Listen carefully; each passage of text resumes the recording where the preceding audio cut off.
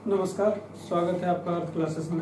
आज के इस वीडियो में हम लोग देखने वाले हैं कक्षा 10वीं के प्रश्नावली 1.2 के बारे में, और उसके प्रश्नावली 1.2 को सॉल्व करने में कौन कौन से कॉन्सेप्ट और कौन कौन से फॉर्मूला का यूज होगा वो देखने वाले हैं हम लोग।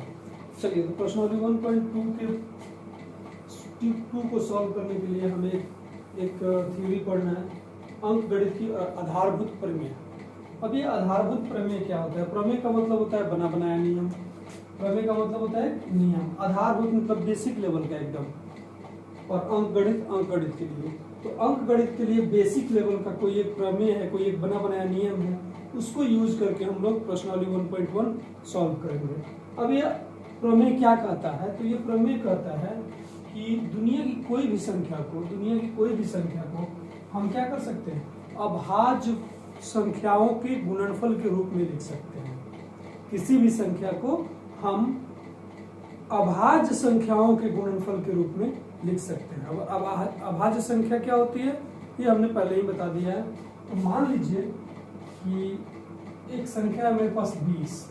इस संख्या को हम अभाज्य संख्याओं के गुणनफल के रूप में लिखेंगे। तो पहले हम अभाज्य संख्या से भाग देंगे। 2 एक अभाज्य संख्या है, भाग दिए, हमारे पास क्या आ गया 10।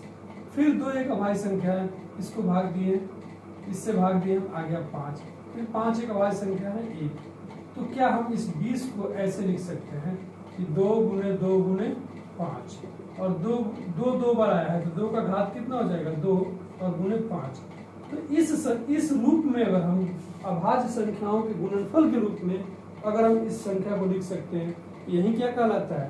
अंक गणित की आधारभूत प्रमेय।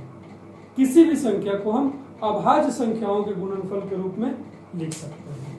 ठीक है, तो चलिए हम इसकी जरूरत क्यों पड़ी? इसकी जरूरत पड़ी हमें HCF और LCM निकालने के लिए। इसकी जरूरत पड़ी LCM और HCF निकालने के लिए। मान लीजिए हमारे पास कोई संख्या है 20 और एक संख्या है 30। तो चलिए 20 को हम अभाज्य संख्याओं के गुणनफल के रूप में लिखते हैं। तो 20 को हमने भाग दे दिया, 2 से 10 आया, फिर 2 से भाग दिया 5 आया, 5 से भाग दिया 1 आया।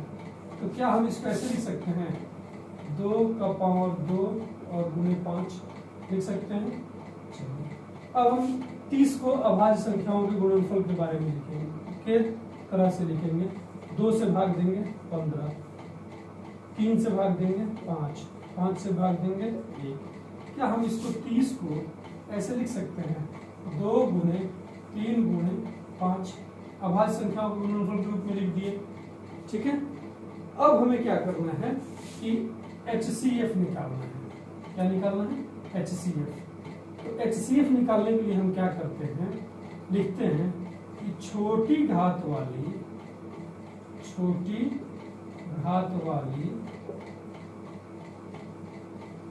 कॉमन संख्याओं का गुणनफल। यानी कि अगर HCF निकालना होगा तो हम दोनों में देखेंगे कि दोनों में कौन कॉमन है, और जो कॉमन होगा उसका छोटा घात ले लेंगे। क्या इसको हम ऐसे लिख सकते हैं? 5 का घात 1, 2 का घात 1, 3 का घात 1, 5 का घात 1 लिख सकते हैं ना। अच्छा, अब LCM निकालने के लिए हम क्या लेते हैं? बड़ी घात वाली कॉमन संख्या और संख्याओं और शेष बचे सभी संख्याओं का गुणनफल,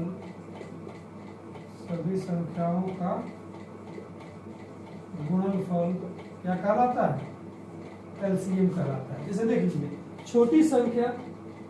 छोटी घात वाली संख्या, तो देखिए तो 2 इसमें भी है, 2 इसमें भी है, लेकिन घात किसका छोटा है? 2 का पावर 1। तो हम लिखेंगे HCF बराबर 2 का पावर 1। और कोई कॉमन है? हाँ, कॉमन है। 5 का घात 1 यहाँ भी है, 5 का घात 1 यहाँ भी है, दोनों का घात बराबर है, तो 5 का घात 1।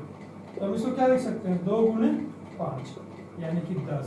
हम लिख सकते हैं कि HCF 20, 30, 30, 20 भी लिख सकते हैं, हाँ लिख सकते हैं। कितना आ गया 10, यही हमारा HCF हो गया। अगर LCM निकालने के लिए बोले तो LCM के लिए हम क्या लिखेंगे, LCM 20, 30। देखिए क्या कहता है हमारा कि बड़ी घात वाली कॉमन संख्याओं का कॉमन संख्याओं और शेष बचे सभी संख्याओं का गुणनफल।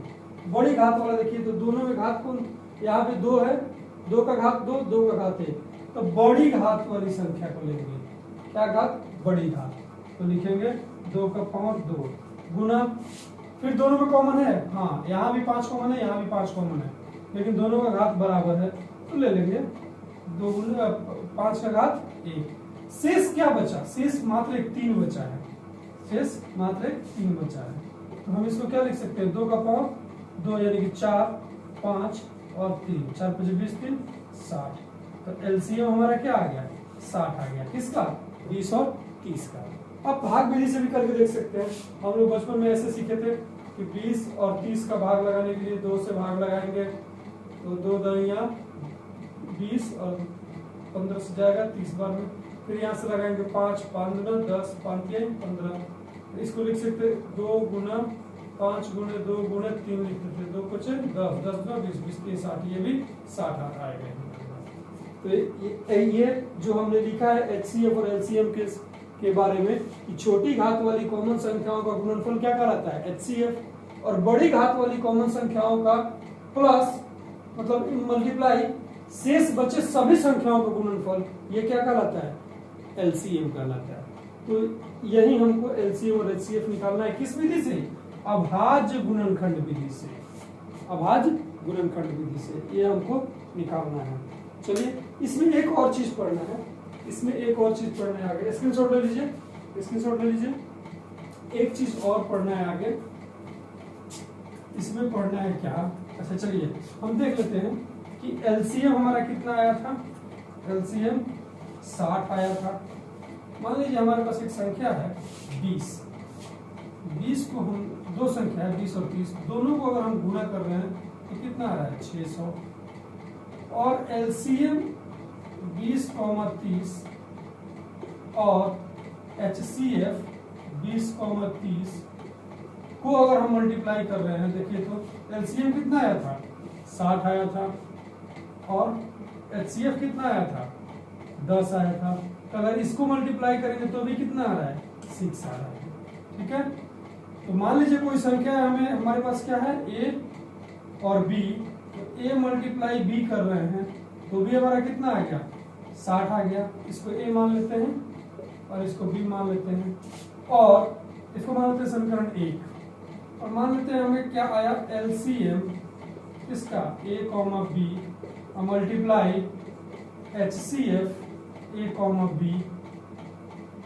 तो कितना आया था हमें, LCM हो गया हमारा 60 और HCF हो गया 10, ये भी हमारा कितना आया था 600, ये 600 आया था, ठीक है। मान लेते हैं समीकरण 2, तो देखिए तो समीकरण 1 और समीकरण 2 दोनों का दाहिना हाथ बराबर है, RHS बराबर है, तो RHS बराबर है तो LHS भी बराबर होगा, LHS भी बराबर रहा होगा, तो LHS में हमारा क्या है A मल्टीप्लाई B बराबर क्या हो जाएगा, ये हमारा है LCM इसका 20, 30 का मल्टीप्लाई HCF इसका 20, 30 का।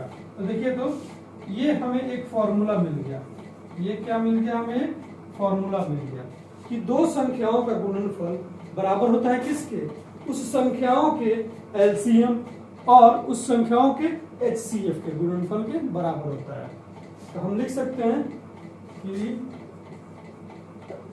दो संख्याओं का गुणनफल बराबर होता है किसके, संख्याओं के HCF, LCM के, ठीक है। ये हमारा क्या आ गया, एक फॉर्मूला आ गया। अच्छा मान लीजिए हमको A और B दे दिया है, A और B दे दिया है, LCM दे दिया है, HCF निकालना है, तो क्या करेंगे A और B HCF इधर गुणा में है, इधर लेके आके भाग कर देंगे, अगर हमें क्या दे दिया है, ए दे दिया है, बी नहीं दिया है, एलसीएम एचसीएफ दिया है, तो क्या करेंगे, बी निकालने के लिए एलसीएम गुना एचसीएफ, अब बटा में ए को इधर लेके चल जाएंगे, भाग में हो जाएगा। ये अब तो ये तो तोड़ मोड़ हमारा काम है, ये तो प्योर मैथमेटिक्स है, ठीक है, हम इसको खेल सकते हैं। तो इसी सब चीज को, इसी सब फॉर्मूला को यूज करके हमें क्या बनाना है, एक्सरसाइज 1.2। तो बढ़ते हैं एक्सरसाइज 1.2 की तरफ, लेकिन वो नेक्स्ट वीडियो में, वीडियो लंबा हो जाएगा, इसलिए मिलते हैं एक्सरसाइज 1.2 में। तब तक के लिए जय हिंद, थैंक यू।